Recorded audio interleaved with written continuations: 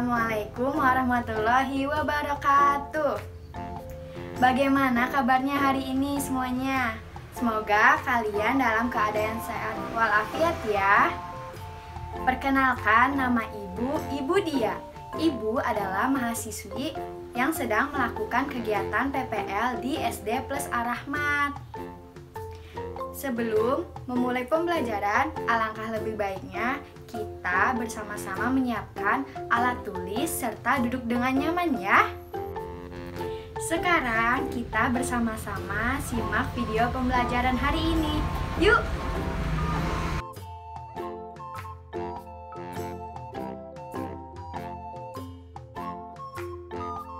Hari ini kita akan mempelajari mengenai tema 8, subtema 2, pembelajaran 1 sampai dengan 6 ya. Selanjutnya, keunikan daerah tempat tinggalku. Coba, ayo kita amati bersama-sama ya gambar tersebut. Pada gambar tersebut, Siti menunjukkan beberapa foto yang diambil saat dia mengunjungi daerah istimewa Yogyakarta. Nah, di sini ada foto-foto pada saat Siti mengunjungi daerah istimewa Yogyakarta. Foto pertama yaitu ada simbol Tugu Yogyakarta. Lalu foto kedua ada gambar tempat wisata Candi Prambanan. Gambar yang ketiga yaitu upacara adat Grebeg Mulut, dan yang terakhir transportasi andong. Nah, di setiap daerah pasti memiliki keunikannya tersendiri, termasuk daerah tempat tinggal kalian ya. Nah, kalau di daerah tempat tinggal Ibu itu tempat tinggalnya di daerah Cirebon. Jadi keunikannya ada tarian daerah. Nah, tarian daerahnya yaitu ada tari topeng. Lalu selain tarian daerah itu ada makanan khas. Makanan khasnya ada empal gentong, lalu ada nasi jamblang. Nah, coba kalau keunikan daerah tempat tinggal kalian apa ya? Nanti kalian catat ya di buku catatan keunikan daerah tempat tinggal kalian. Bisa berupa keunikan fisik seperti sungai, gunung, sawah, dan bentuk rumah.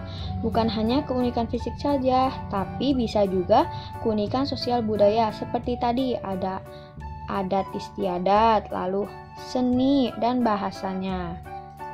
Selanjutnya, ada cerita mengenai Roro Jonggrang.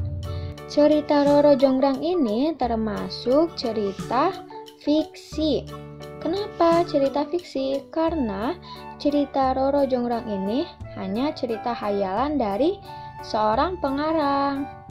Nah, nanti coba ya kalian baca terlebih dahulu cerita Roro Jonggrang. Setelah kalian membaca cerita Roro Jonggrang, kalian bisa menjawab pertanyaannya. Yang pertama, ada pertanyaan mengenai apa yang dimaksud dengan cerita fiksi. Coba jelaskan. Iya, betul. Cerita fiksi adalah sengaja yang dikarang oleh pengarang. Cerita fiksi itu diolah berdasarkan pandangan, tafsiran, dan penilaian pengarang mengenai peristiwa-peristiwa baik yang pernah terjadi secara nyata maupun hanya dalam hayalan. Lalu pertanyaan yang kedua, ada sebutkan tokoh utama pada bacaan berjudul Roro Jonggrang. Ya betul, ada tokoh Roro Jonggrang dan Bandung Bondowoso. Itu tokoh utamanya ya. Lalu ada sebutkan tokoh tambahan pada bacaan berjudul Roro Jonggrang. Ada Bisumi, Paradayang, dan pasukan jin. Selanjutnya ada gambar mengenai saat Siti berwisata ke Candi Prambanan. Nah, Siti itu melihat petugas kebersihan membersihkan kawasan candi. Nah, di sini pada gambar tersebut ada ya nih, 2 orang petugas yang sedang membersihkan kawasan candi. Apa itu gaya? Ada yang tahu? Gaya adalah gerakan mendorong atau menarik yang menyebabkan benda bergerak. Coba kita amati lagi pada gambar ini. Nah, di sini itu ada seorang petugas di sini itu ada 2 orang petugas kebersihan ya yang sedang membersihkan kawasan candi. Nah, di belakang ini dia itu lagi apa? Iya betul, lagi mendorong gerobak ya, membantu petugas yang di depan agar mempermudah pekerjaan karena yang dibawa barang petugas tersebut itu berat. Jadi petugas tersebut memakai alat bantu yaitu gerobak sehingga mempermudah pekerjaan. Selanjutnya ada macam-macam pengaruh gaya terhadap gerakan benda. Apa saja? Yang pertama, ada gaya dapat memengaruhi benda diam menjadi bergerak. Lalu yang kedua, ada gaya dapat memengaruhi benda bergerak menjadi diam. Yang ketiga, ada gaya dapat memengaruhi benda bergerak lebih cepat atau lambat. Lalu yang keempat, gaya dapat memengaruhi arah gerak benda. Nah, di sini ada 4 macam pengaruh gaya terhadap gerakan benda ya.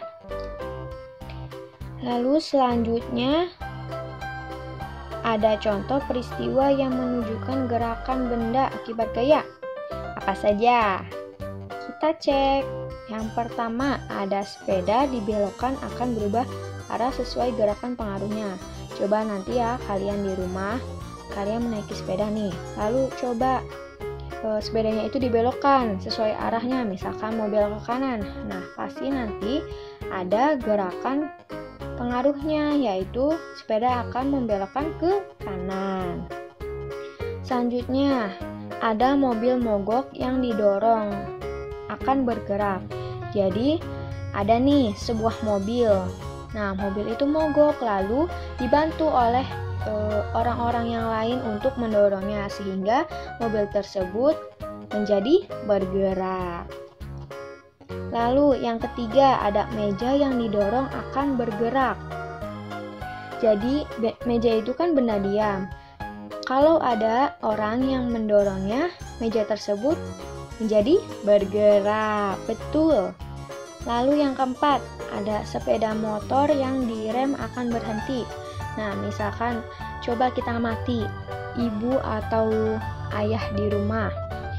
Jika ibu dan ayah di rumah mengendarai sepeda motor, lalu sepeda motor tersebut direm, maka sepeda motor tersebut akan berhenti karena direm oleh ayah atau ibunya. Lalu yang kelima, kelereng yang dijentikan akan bergerak. Nah, kalian kan sering memainkan kelereng ya di rumah. Coba kelereng tersebut dijentikan, maka kelereng tersebut akan bergerak atau diam? Iya betul, maka akan bergerak karena kelereng tersebut dijentikan oleh kita. Selanjutnya, lingkungan memengaruhi kegiatan ekonomi penduduk. Tahukah kamu kegiatan ekonomi? Kegiatan ekonomi adalah kegiatan yang dilakukan oleh manusia untuk mendapatkan penghasilan, barang, atau jasa tertentu dengan tujuan mencapai kesejahteraan dalam hidupnya. Nah, di sini ayah itu kan bekerja ya untuk mendapatkan penghasilan berupa uang. Nah, tujuan yang dicapainya itu adalah untuk mensejahterakan keluarganya, memberi nafkah untuk seorang anak serta keluarganya di rumah. Selanjutnya, di sini ada macam-macam kegiatan ekonomi. Pada pertemuan sebelumnya kalian sudah membahas ya macam-macam kegiatan ekonomi. Coba ada apa saja? Ya, yang pertama ada produksi. Produksi itu apa ya? Yaitu kegiatan yang menghasilkan barang ataupun jasa. Nah, orang yang melakukan kegiatan produksi disebut produsen. Lalu, yang kedua ada konsumsi. Konsumsi itu apa ya? Yaitu kegiatan memakai barang-barang hasil dari produksi. Nah, orang yang melakukan kegiatan tersebut dinamakan konsumen. Misalkan kita itu memakai barang hasil produksinya yaitu barang ya. Contohnya pakaian. Nah, kita itu kalau membeli pakaian itu menggunakan uang kan? Nah, kita itu sebagai konsumen karena memakai barang hasil dari produksi. Lalu yang ketiga ada distribusi. Distribusi adalah kegiatan yang menyalurkan barang hasil produksi dari produsen kepada konsumen. Nah, orang yang melakukan kegiatan tersebut dinamakan distributor. Selanjutnya ada cerita lagi nih. Jadi ada Dayu dan teman-teman itu sedang berdiskusi mengenai berbagai pekerjaan yang ada di lingkungan tempat tinggalnya. Nah, Dayu bercerita bahwa dia dan ayahnya ini pernah berbincang-bincang dengan seorang bapak. Nah, seorang bapak tersebut pekerjaannya yaitu menjadi badut. Nah, bapak tersebut bernama Pak Andi. Pak Andi bekerja di sebuah mall dari pukul 3 sore sampai dengan pukul 9 malam. Nah, di pagi hari, Pak Andi ini menjadi badut di sebuah taman bermain yang letaknya tidak jauh dari mall. Sampai akhirnya, pembicaraan Dayu dan ayah Dayu dan Pak Andi berkelanjut karena tempat tinggal Pak Andi ini tidak jauh dari mall yang Dayu kunjungi, sehingga mereka bertukar alamat. Selanjutnya ada pertanyaan nih. Pertanyaan pertama, apakah yang dimaksud produksi dan produsen? Ayo, ada yang masih ingat? Iya, betul. Produksi adalah kegiatan menghasilkan barang dan jasa, sedangkan produsen adalah pelaku kegiatan ekonomi yang menghasilkan barang dan jasa. Selanjutnya, nomor 2. Apakah yang dimaksud distribusi dan distributor? Ya, betul. Distribusi adalah kegiatan menyalurkan barang dan jasa. Nah, barang dan jasa tersebut barang dan jasa tersebut didistribusikan dari produsen kepada konsumen. Sedangkan distributor adalah pelaku kegiatan ekonomi yang menyalurkan barang ataupun jasa dari produsen ke konsumen. Pertanyaan selanjutnya yaitu, apakah yang dimaksud konsumsi dan konsumen? Konsumsi adalah kegiatan menggunakan barang dan jasa. Sedangkan konsumen adalah pelaku kegiatan ekonomi yang menggunakan barang ataupun jasa yang dihasilkan produsen. Nah, selanjutnya ada keberagaman karakteristik individu.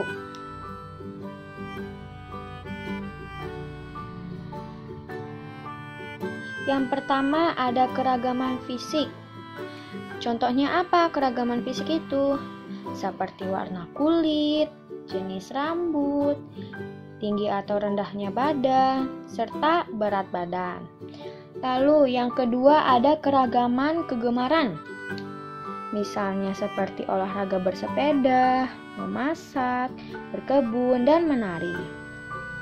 Atau bisa juga ibu nih, kegemarannya yaitu berenang. Lalu yang ketiga ada keragaman sifat. Ada sifat baik hati. Sifat baik hati itu dinamakan protagonis ya. Lalu sifat jahat itu dinamakan antagonis. Coba kita amati bersama gambar berikut. Apakah gambar di atas menunjukkan keragaman karakteristik? Apa yang dilakukan anak-anak pada gambar di atas? Coba kita lihat. Di sini ada 2 orang perempuan dan 2 orang laki-laki.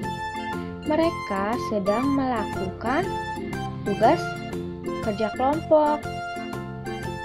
Nah, di sini ada keberagaman karakteristik ya. Ya. Apa saja keberagaman karakteristik pada gambar tersebut? Yaitu ada keberagaman fisik, seperti ada anak yang berkulit gelap, lalu ada juga anak yang berkulit putih. Nah, walaupun berbeda, tetapi mereka tetap bekerja sama dalam melakukan tugas kelompok. Jadi kalian nih, misalnya di rumah ada seorang teman yang memiliki perbedaan warna kulit. Nah, kalian itu tidak boleh ya menghakimi atau menjelek-jelekan temannya. Kalian itu harus saling tolong-menolong, lalu bermain dengan temannya, ya.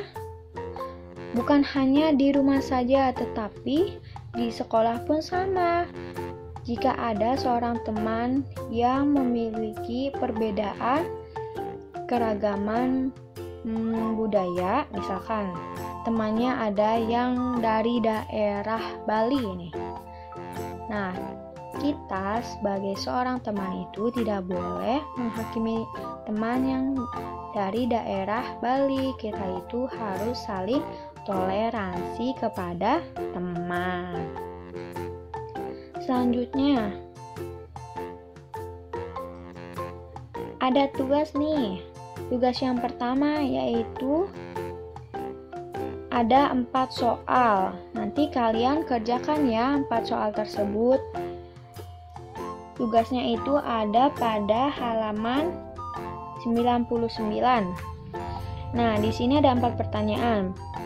Pertanyaan pertama yaitu apa manfaat dari keberagaman karakteristik di sekolah bagi dirimu? Nah, nanti kalian jawab ya 4 pertanyaan tersebut di buku catatan. Selanjutnya ada tugas yang kedua. Nah, tugas kedua ini nanti kalian melakukan percobaan.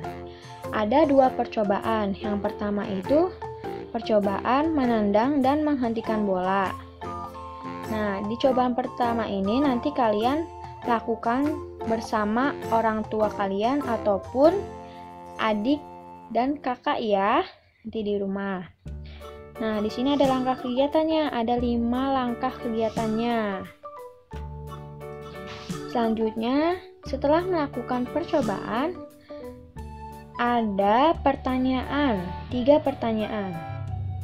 Nah, tugas yang kedua ini ada pada buku halaman 65 sampai dengan 66. Nah, ini untuk percobaan yang pertama ya. Selanjutnya ada percobaan yang kedua. Percobaan yang kedua yaitu menarik mobil mainan. Nah, di sini juga ada langkah kegiatannya. Ada 4 langkah kegiatannya. Nanti kalian baca dan pahami langkah kegiatannya ya. Tugasnya juga ada pada buku halaman 66 sampai dengan 68. Setelah melakukan percobaan yang kedua, lalu kalian juga menjawab soal-soal yang ada. Nah, di sini ada 6 soal ya. Setelah kalian melakukan percobaan pertama, kalian nanti menjawab pertanyaannya.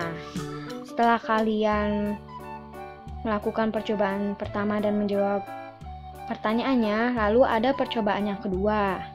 Nah, setelah kalian melakukan percobaan kedua, ada pertanyaannya, nanti kalian jawab ya.